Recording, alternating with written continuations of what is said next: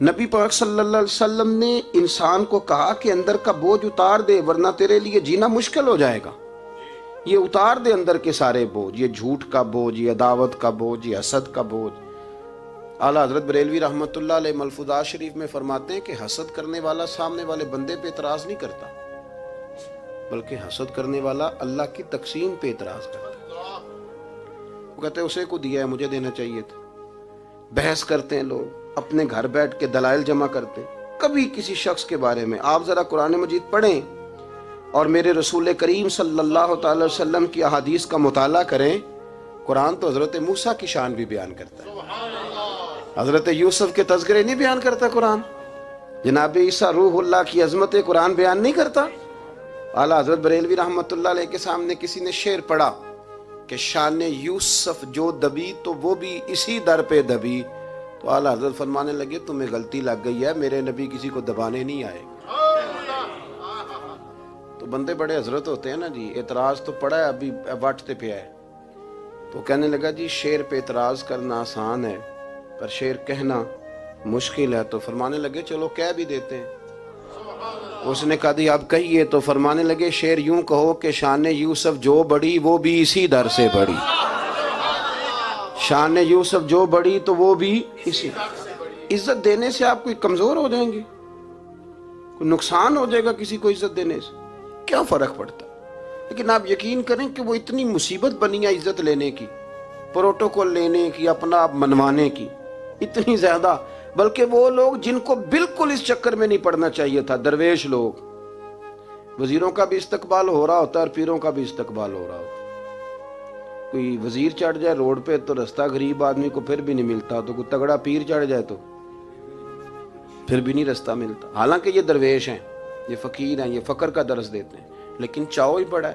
میرے رسول کریم صلی اللہ علیہ وسلم نے سادہ اور سمجھ والا اور عین طبیعت کے مطابق جس میں کسی بندے کو کوئی مشکل نہ ہو. پتہ ہے میرے محبوب کا کمال یہ تھا کہ نبی کریم تک رسائی بڑی آسان تھی. ہر بندہ بڑی آسانی سے پہنچ جاتا، بڑی آسانی سے. بخاری میں بھی حدیث ہے لیکن قاضی اعجاز رحمۃ اللہ تعالی علیہ نے بڑے پیار سے لکھی ہے اور انوکھا رنگ ان کی تحریر میں چھلکتا ہے.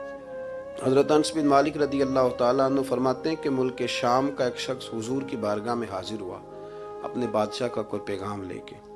غریب آدمی نا ویسے ہی طبعاً ہی تھوڑا سا مایوس ہوتا ہے، ڈر رہا ہوتا ہے، وہ سہما ہوا ہوتا ہے.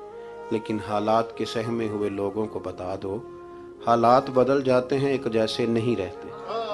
لیکن یہ بیچارے سہمے، یہ ہر جگہ ڈر رہے ہوتے ہیں. یہ آستانوں پہ بھی ڈر کے پیچھے بیٹھے ہوئے ہوتے ہیں، آستانوں پہ پروٹوکول مل رہا ہوتا ہے جس کی جیب تگڑی ہوتی ہے. تو ڈرتے ہیں یہ لوگ اور ان پہ پریشر بڑھا دیا جاتا ہے. کچھ ایسے کام کیے جاتے ہیں جن سے ان کی دلوں پر بوجھ بھی رہتا ہے کہ نہیں یہاں بات کوئی نہیں کرنی.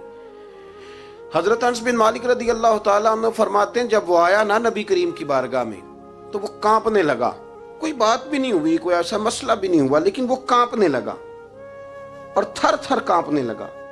تو اللہ کے رسول صلی اللہ علیہ وسلم نے اسے فرمایا کہ کیوں ڈرتے ہو، کیا بات؟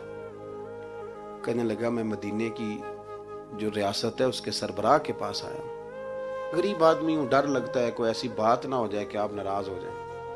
انہوں نے تو دیکھا تھا نا ان لوگوں کو کہ جو جانور کو مالک کی مرضی کے بغیر چھاؤں میں باندھ دیتے تھے تو مار پڑتی تھی. اتنا سیانہ ہو گیا تو مرضی کرے گا، مجھے ڈر لگ رہا ہے. حضرت انس بن مالک کہتے ہیں بات کہاں کی تھی چلی کہاں گئی. اس نے کیا کہا اور پھر جواب میں میرے محبوب نے کیا فرمایا. آپ ذرا بات کا لیول دیکھیں اور حضور کی گفتگو کا سٹیٹس دیکھیں. یہ وہ لوگ، یہ وہ تربیت ہے جو لوگوں کے دلوں اور روحوں تک اترتی ہے. میرے نبی کریم صلی اللہ تعالی علیہ وسلم نے بات سنی تو حضور رو پڑے اور اتنا روئے کہ گھٹنوں کے بل زمین پر بیٹھ گئے. جناب انس بن مالک فرماتے ہیں حضور فرمانے لگے نہ بھائی تو کسی بادشاہ کے پاس نہیں آیا، نہ تو کسی حکمران کے پاس نہیں آیا، تو اس بیٹے کے پاس آیا ہے جس کی ماں گوشت کے خشک ٹکڑے کھا کے بھی رات گزار لیا کرتی. میری ماں تو گوشت کے خشک ٹکڑے کھا کے رات گزار لیتی تھی، نہ تو کسی. حضرت انس بن مالک کہتے ہیں اس نے بات سنی تو وہ بھی رو پڑا اور میں نے سنی تو میں بھی رو پڑا. دوستو رسول کریم دیکھیں نا ہم لوگوں نے کس طرح کا لیول بنایا ہوا ہے. ابھی تک وہ جو وہ جو دولت کا رٹا ہے تھوڑا بہت، وہ ابھی تک چلتا ہے. ابھی تک خاندان کے اندر کوئی بندہ امیر ہو جائے تو چودھری بھی وہی ہوتا ہے، سیاںا بھی، میرا تو خیال ہے پیر بھی وہی ہوتا ہے. شرط یہ ہے کہ اس کے پاس پیسے ہونے چاہیے. وہی شیخ ہوتا ہے، سارا کچھ وہی ہوتا ہے. نبی پاک صلی اللہ علیہ وسلم نے ہمیں کہا کہ یہ تمہارے اندر کے بوجھ ہیں. ماں ہا کافی صدرک، گناہ جو ہوتا ہے یہ کھٹکتا ہے سینے میں، یہ بندے کو پریشان کرتا ہے، بندہ تکلیف میں ہوتا ہے کسی کو پتہ نہ چل جائے. ہم لوگوں نے آہستہ آہستہ کر کے نا احساسات کی دنیا چھوڑ دی ہے. ہمارا مزاج نہیں، چھوٹی چھوٹی باتیں ہوتی ہیں لیکن ہم توجہ نہیں نہ کرتے، توجہ نہیں کرتے. کوئی اتنا مشکل بات نہیں کہ رات کو بیٹا پھل لے کے آیا تو اپنی بیوی کے کمرے میں چلا گیا. لوگ اس کی ماں کو اور اس کے باپ کو یہ بات آسانی سے کہہ دیتے ہیں کہ آپ حوصلہ کریں، دفع کریں، جو کر رہا ہے کرنے دیں. لیکن جس بندے کی کل کمائی اس کا پتر ہو اور بھری جوانی میں جس نے کہا ہو بیوی سے کہ چل میں پرانے کپڑوں پہ عید گزار لوں گا، تو نئے کپڑے بچوں کے لے آ. جس نے 30 سال سعودی عرب میں، دبئی میں، مسقط میں، پردیس میں گزارے ہوں پر وہاں کمبل بھی نہ بدلا ہو کہ چلو بچے میرے پڑھ جائیں، اس کی کل کمائی باغ تیرے دی کر کر راکھی، ساری عمر گزاری تو جدوں یہ باغ پکن تے آیا لے گئے اور وپاری، تو وہ پھر جا کے تو 6 کنوں رکھ کے پلیٹ میں اپنی بیوی سے کہتا ہے جا ابا جی کو دے آ. یہ کہنا آسان ہے باپ کو کہ تو صبر کر، حوصلہ کر، پر وہ باپ جب پیچھے پلٹ کے دیکھتا ہے تو کہتا ہے دنیا نے تو تجھے تحفہ دیا ہوگا، میں نے تو جوانی تجھے دے دی، خوشیاں ساری تیرے نام کر دی اور تو میرے ساتھ یہ سلوک کرنے چلا. احساسات نہیں، اس کو پتہ ہی نہیں. روز دوست کو ٹیلی فون کرتا ہے کہ آج باہر سے کھانا کھائیں، کبھی ابا جی کو بھی کرنا کہ ابا جی آج میرے بغیر روٹی نہ کھانا، میں آؤں گا تو مل کے کھائیں گے. کبھی کہے اماں کو کہ اماں مجھے بڑے بڑے ریسٹورنٹ میں وہ مزہ نہیں آیا کہ تیرے ہاتھ کے چاولوں کی روٹی میں مزہ آیا، آج پکا نا. مجھے لگتا ہے اماں کو راشا بھی ہو نا، راشا بھی ہو تو پھر بھی وہ تیرے لیے محنت کرے گی. لیکن احساس ضروری ہے نا، وہ ہم پیدا نہیں کرتے، وہ ہماری توجہ نہیں جاتی. صاحب طبقات کہتے ہیں نبی کریم صلی اللہ تعالی علیہ وآلہ وسلم نے نا جب صحابہ کرام آئے تھے مکہ مکرمہ سے مدینہ طیبہ، تو آپ نے سن رکھا ہے کہ انصار مدینہ نے اپنی جائیدادیں بھی تقسیم کر کے آدھی آدھی مہاجرین کو دے دی تھی. تو ان میں ایک حضرت ام ایمن بھی تھی، نبی کریم کی رضائی والدہ ہیں. یہ حضرت عبداللہ رضی اللہ تعالیٰ عنہ جو سرکار کے والد گرامی، ان کی آزاد کردہ لونڈی حضرت سیدہ طیبہ طاہرہ جناب آمنہ رضی اللہ تعالیٰ عنہ کی بھی بڑی خدمت کی انہوں نے. ان کو بھی ایک باغ ملا ہوا تھا.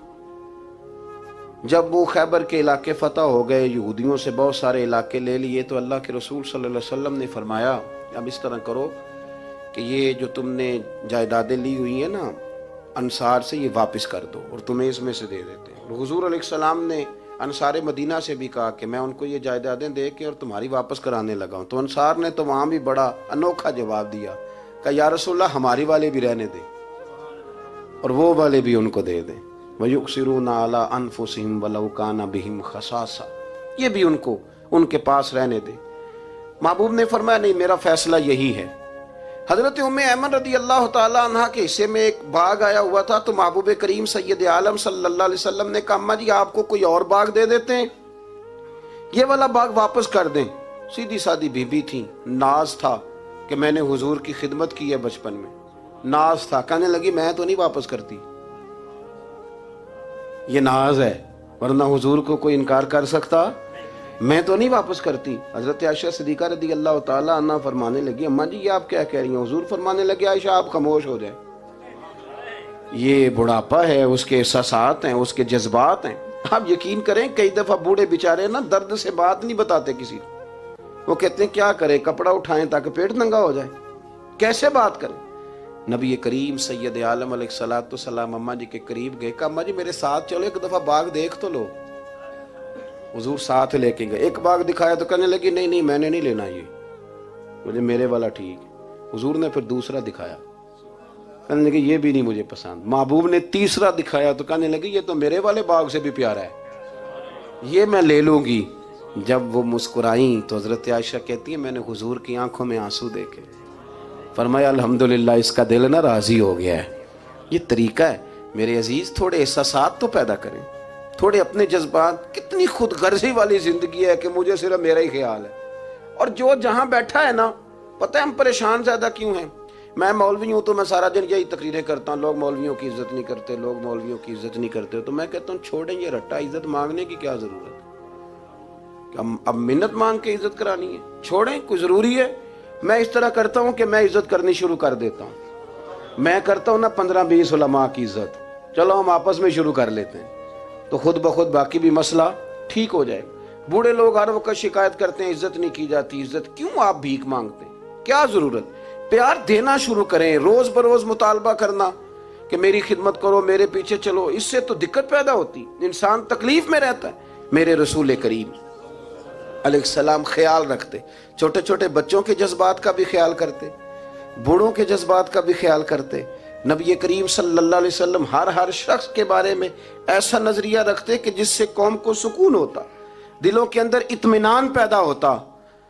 حضرت عائشہ صدیقہ رضی اللہ تعالیٰ عنہ فرماتے ہیں ایک دن گھر میں تشریف فرماتے اور طبیعت مبارک میں نا بڑی, میں دیکھ رہی تھی کہ بڑا حشاش بشاش ہے سرکار کا مزاج, بڑی خوبصورتی. آج غم امت میں حضور اس طرح پریشان نہیں جیسے اکثر ہوتے ہیں. آپ فرماتی ہیں باتیں چل رہی تھی تو بیٹھے بیٹھے حضور فرمانے لگے کہ عائشہ میں تمہیں بتاؤں تم مجھ سے راضی کب ہوتی ہو اور ناراض کب ہوتی ہو؟ کہتے میں نے عرض کی یا رسول اللہ میں اور آپ سے ناراض. فرمایا چل سن تو لینا, سن تو لینا, ذرا بات سننا, ذرا سن تو لے, سننا. عرض کی یا رسول اللہ حکم فرمائیں. فرمایا تم کبھی کبھی قسم اٹھاتی ہو, ذرا احساس کی شدت دیکھی, لفظوں اور جملوں کا خیال رکھنا, سامنے والے اسے آسانی دینا. نبی کریم صلی اللہ, دیکھیں نا, میں نہیں پرواہ کرتا جی اب بیویوں کی باتیں کون سنے, میں نہیں پرواہ کرتا جی فلانا تو ان پڑھ ہے, لیکن جو ہمیں حضور نے ذوق دیا جینے کا, جو تسلی دی ہمیں زندہ رہنے کے لیے, جو ہمیں کہا کہ یہ چیز تمہیں جوان کرے گی, ٹھنڈا رکھے گی. نبی کریم صلی اللہ تعالی علیہ وآلہ وسلم فرمانے لگے عائشہ تم نہ کبھی کبھی قسم اٹھاتی ہو. کہ یا رسول اللہ اٹھاتی ہوں. فرمایا جب تم تھوڑا بہت ناراض ہوتی ہو نا, کسی اور زوجہ کے پاس وقت زیادہ گزر گیا ہے, تو پھر تم پتہ کس طرح قسم اٹھاتی